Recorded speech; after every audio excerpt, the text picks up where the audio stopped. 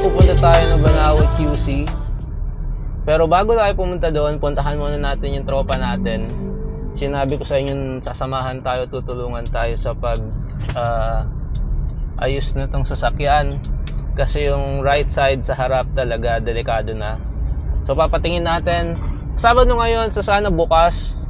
Sabi niya bukas, so makikita natin. Sana din may parts na para pagpunta doon hindi sayang gawa na. Lalo na sobrang traffic, awit. Kahit anong araw ngayon traffic. So ayun na lang muna. Kita na lang tayo doon pag andun na tayo.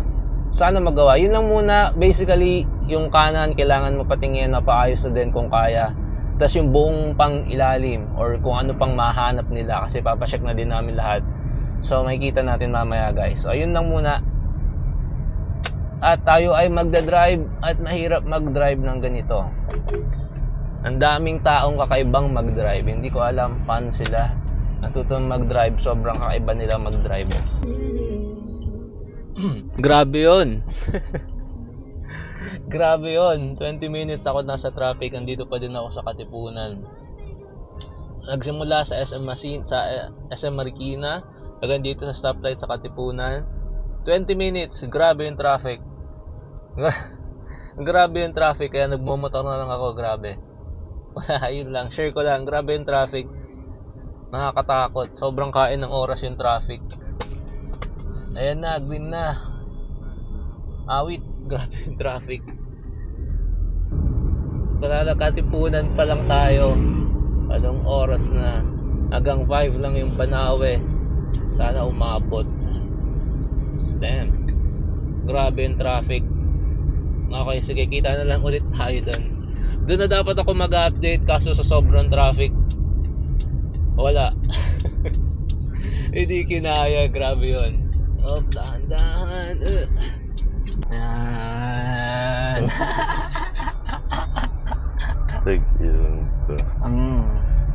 So ayan, nasundo ko na si Ching Chong, si Kuya mo Gerbert.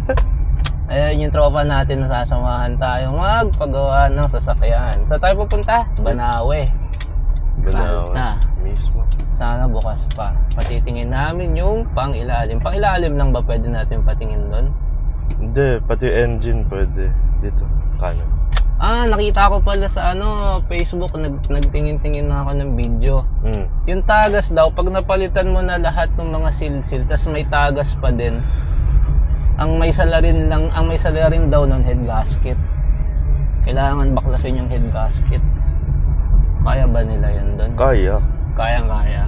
Overhaul sila doon eh. Ang tanong magkano? Yun ang tanong kung magkano. Huwag mo problemahin yung labor nila. Mura lang labor nila. Ang problemahin mo yung pyesa kung gaano kadaming papalitan mo. Ayun lang. Hindi, pang ilalim muna siguro. Tingnan mo to. Ang galing-galing. Wala pre, sobrang traffic kanina, sobrang magmaneho ng mga tao. Ay, tanda na si tatay. Natanda na si tatay kasi, intindihin mo din. Ang dami mapapagawa dito, men. Budget ko lang siguro mga 60. Kasama na yung pintura. So 40. Basta ihuli mo yung pintura, unahin mo yung engine under chassis. Yung ilaw din, uhuli ko na. Oo. Ilaw. So, mahirap din yung parts out eh. Malayo yung kuhanan ng mga parts out nito. Malalayo. Meron sa Facebook, nagpa-parts out talaga siya kaso ang daan. Saan daw? Nakalimutan ko na Dito, kung dito. saan. Pero alam ko malayo. Kung hindi Pampanga, basta malayo. Nova, ganun. Ano ba balak mo? Papalitan mo to buo? Kung mareremedyo, paparemedyo ko lang. Pero kung walang remedyo niyan, papapalitan ko sigurong buo. Pati itong gilid, kasi ito, tignan mo, nakascrew yung mga yan, pre, ang pangit tignan. Bakit mo papalitan yung gilid? Nakascrew nga. Hindi naman, di ko alam kung nareremedyo din nila yan, pre. Ayun, no, nakascrew. Kung tatakpan nila ito ng butas. Hindi naman halata yan. Tapos pandikit. Di ko Ito alam lang, kung paano linisin mo pandikit. lang to. Ayun Detail din, lang to ba? papadetail din. Detail. Teka, seatbelt.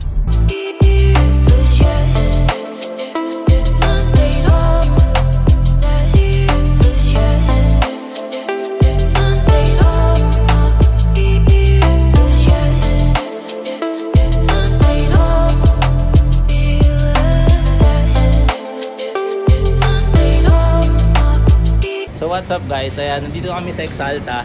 Kasama ko si Ching Chong. Ayan, so yung gulong. Ano nangyari sa gulong? Natanggal yung Ano nangyari sa gulong?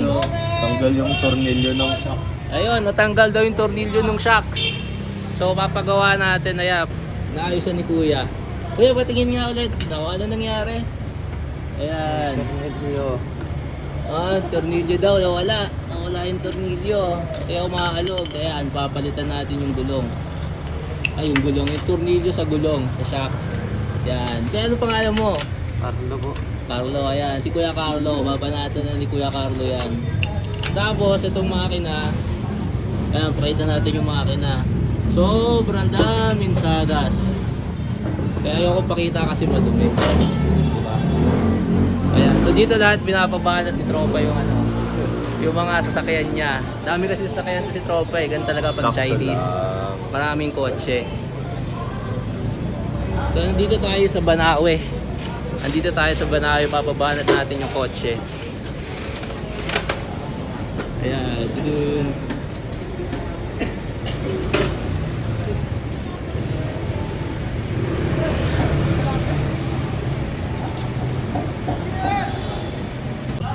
Ayan, so sabi ni Kuya, ayan, yung tornilyo dito natanggal. Kaya siya umaalog. Kita nyo naman na yan. Daming papaayos. Kinalawang na sa tagal. So, papacheck pa natin yan lahat. Yung pang ilalim, yung makina, papacheck natin para okay na. Tapos, ang gagawin pagkatapos pag ma-check, pag walang parts, orderin natin kay Ching Chong. Uy, ano tinitignan mo dyan, men? Marami pang laman yan, tol. Hindi na ubusan ng laman yan.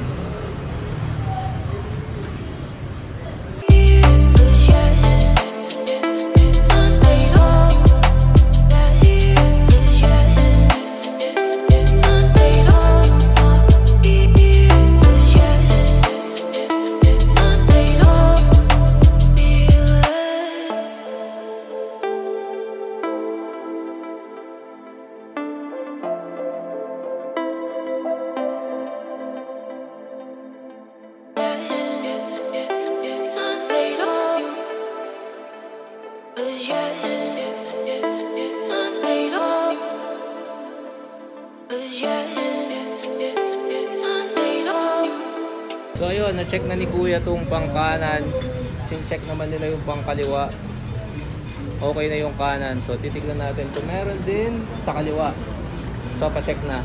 So sabi ni Ching Chong, pa-check niya lahat. Okay pa daw yung kaliwa. So yung kanan lang, ayan, hindi na umaalog. Hindi ko na-videohan kanina pero ayan, hindi na siya umaalog katulad nung kanina.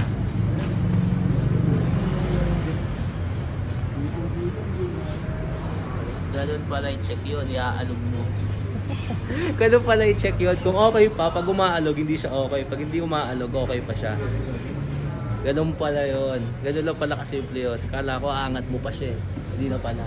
Hindi na. Pero depende rin kasi kung kunwari stabilizer link o kaya mga ball joint mo, aalog pa rin. Buti kaya nilang i-check yan ng hindi inaangat, no? Sa iba kasi inaangat pa nila eh. Bago nila masabing kung ano yung problema or kung may mali. Hindi pala. Hindi na. Ayan, pantay na siya. Pantay na siya. Hindi ko pala na-video yan. Yung tingnan sa kabila kung pantay din.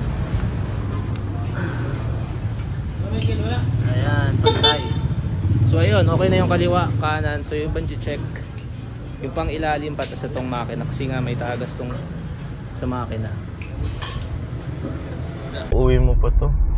Oo. Ang gagamit. Kala ko naman kung anong sira. Ayan guys, so tapos kakagaling lang namin na Exalta. Anong oras na ba? 4. Magpo-4 na. So ito yung listahan, mahaba-haba yung listahan. Pero ang pinapalitan lang namin ngayon ay yung tornilyo. Kasi kulang ng tornilyo yung ano tawag doon? Yung shock? Yung shock, oo. Yung shock, kulang ng tornilyo kasi nung pinagawa to, hindi maayos yung gumawa. Kaya kalimutan ni balik yung tornilyo, kaya pala paleng. So ngayon, okay na siya. So, pag hindi mo na papalitan yung tornilyo, tatanggal pa yung gulong mo. Oo, nakakatanggal ba ng gulong yun? Oo, pre. Yun nga yung sabi niya kanina, pwedeng mabali eh. Buti pag mabilis yung takbo. Tignan mo, pero pag ganito kasi hindi mo mararamdaman kung may tumutunog o wala eh. Oo. Hindi, tsaka mababa kasi. Kaya medyo hindi mo ramdam. Pag mataas yan, ramdam mo yan. So ayun, tinetest drive ni Ching Siong ngayon yung sasakyan. Kung ano pa yung sira, papakiramdaman niya. Ang daw ay rock and change engine, engine oil, oil filter, timing belt, fan belt. Ano to nasa dulo? Timing, Tensioner? Tensioner bearing. Tensioner ng? Bearing. Tensioner bearing. Tensioner bearing. Medyo mahal din pala. Change oil, rock end. Mahal yung rock end, pero yung pagpalit ng rock end, 900 lang. Yeah. Camber align. Papa-align ko ulit. Yes. Basta may pinagawa ka sa under chassis mo. Laging align. Laging align. Nakaka-4 na align na ata ako. Ay, ganun talaga. Timing belt.